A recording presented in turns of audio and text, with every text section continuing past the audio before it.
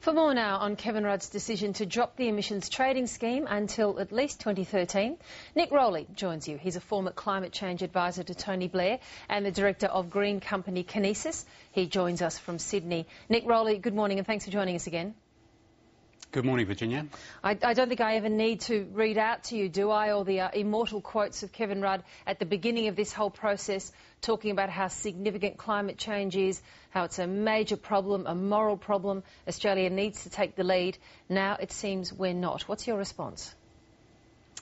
Well, you can do that. I suppose I have many of those quotes ringing in my ears, as do many people who care about this issue around Australia. But more than what Kevin Rudd has said, let's look at what he's actually done and what his government has done. Now, it is simply true to say that the first decision of the Rudd Labor Cabinet was to ratify the Kyoto Protocol. That was the first decision of the Rudd Cabinet. Following that, he then flew to Bali with, I think, up to 4 different ministers, including his Treasurer, his Environment Minister. Penny Wong was there as well. We had the Foreign Minister in Bali.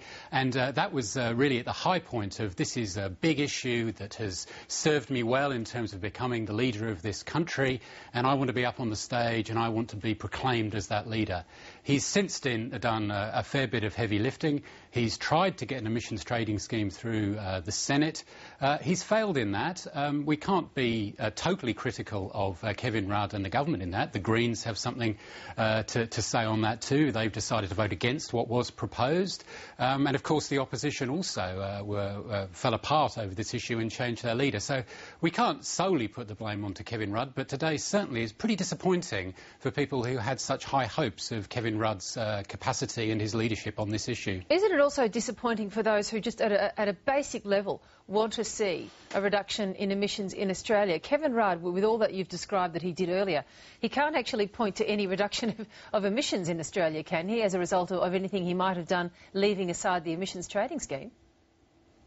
Look, he may be able to. I think that's probably a question for Kevin Rudd. I think he'd be hard-pressed to do it.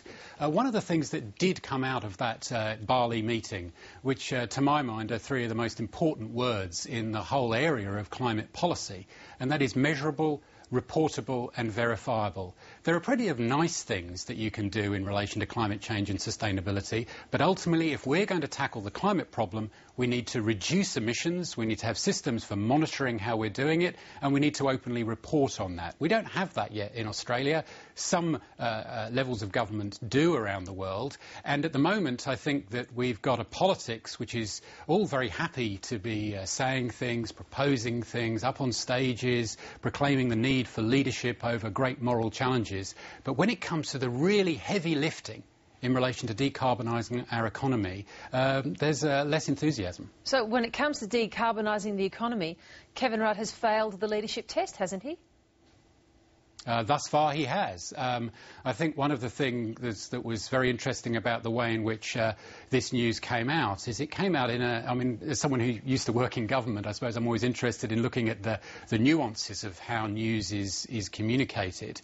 And I think there's not terribly much lost on this being left to Martin Ferguson, the Energy Minister, who himself is a self-proclaimed sceptic when it comes to the basic science of climate change. He'll be pretty happy around the cabinet table and around the groups of people who are thinking about how to position this government prior to an election. But in one sense, it's important that it is the Energy Minister who is up in relation to this issue, because if we are going to tackle climate change, we can do a whole lot of nice things in terms of energy efficiency and green loans or whatever else you want to do, but really we as a country and us as a government, our government in Canberra, really need to take the hard decisions about our energy supply system. Are we happy for us as a country to continue having our energy generated by dirty coal that we know contributes to the climate problem or not? And if we're happy with that, then really we should go away and do something else. But if we're not, then we need to take some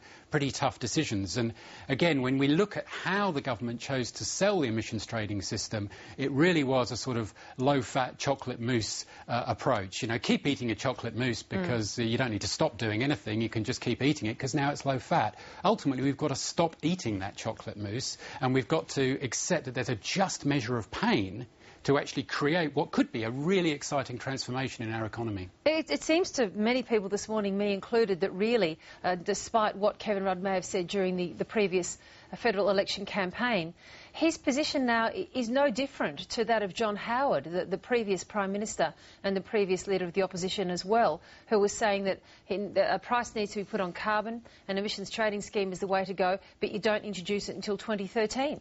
That's precisely the opposition's original position. So we've elected a Prime Minister who's no different. Well, he is different in terms of what he says. We have to question whether he's any different in terms of what he does. Well, the actions are the things that matter, aren't they? They certainly are. The thing that I sort of find interesting, though, is, again, this announcement comes out. I mean, it would be strange if you looked at the budget papers and you had all of the accounting around imposing a cost on carbon and having an emissions trading system when it is so stuck in the Senate. But politics and leadership is a lot more than just taking the path of least resistance and hoping that the difficult issues go away. Political leadership is about deciding what the really critical issues are, and of course I would argue that climate change is an absolutely critical issue for Australia and for the world. If you accept that position, then it can't all be easy. It can't just be rhetoric and grand speeches. It has to be consistency, and it has to be helping build a politics rather than just responding to a politics. And certainly there's been absolute silence from the Prime Minister since he was in Copenhagen, and I was in Copenhagen as well. I think we spoke when I was there, and in observing Kevin Rudd, he was standing up in front of groups of people showing us picture books that had been given to him by school children in Queensland, saying this would be what he carried into the negotiation, in terms of this being an issue that was so deeply entrenched in his political heart and soul. Well, we then came back to Australia, and after the Copenhagen Accord we were told we'll move as far as everyone else but no further. Well, that's certainly not leadership. It's not a particularly refined position, and yet there is still enormous opportunity for someone with Kevin Rudd's undeniable diplomatic and technical policy skills to really lead on this issue, not only internationally but also domestically. But yes. I think that what we've learnt overnight and from yesterday is that he's much happier with silence and just hopes that this goes away for a bit. Well, there was apparently a great deal of cheering and celebration when Australia did finally sign the ratify the Kyoto Protocol. Heading now to Cancun, to the next meeting of world leaders on climate change. What does this do to Australia's credibility, given there's been such a big back down from that early big talk? It does very little for Australia's credibility, and it does precious little for the Prime Minister's credibility, sadly. And in terms of world leaders being able to reach a resolution when countries are falling by the wayside, Australia included, in setting up their own emissions trading schemes? That also creates enormous difficulties. I personally don't think that Cancun is going to be a particularly significant meeting. I think it'll be a standard UNFCCC meeting. I think it's very unlikely we're going to get heads of state there simply because the timing is wrong. I think the thing to really watch, though, is the extent to which the Copenhagen Accord, which, by the way, we should say was very much in line with much of the work that was done by the Department of Foreign Affairs and Trade and the Department of Environment and Climate Change in relation to the broad parameters of what international arrangements could be. So Kevin Rudd really should be absolutely wedded to that Copenhagen Accord and make sure that the numbers and the timetables that have been committed to by the signatories to that accord are actually implemented and have systems, I go back to my 3 words, that are measurable, reportable and verifiable to actually achieve those reductions. This isn't just a nice thing to do. This is extremely important, and in my mind the future risks of doing nothing are far, far greater than the future risks of actually engaging and taking the hard decisions in relation to this issue. Funny, Nick Rowley, that's exactly what I remember the Prime Minister and Penny Wong saying some time ago. Good to talk to you again today. Thanks so much.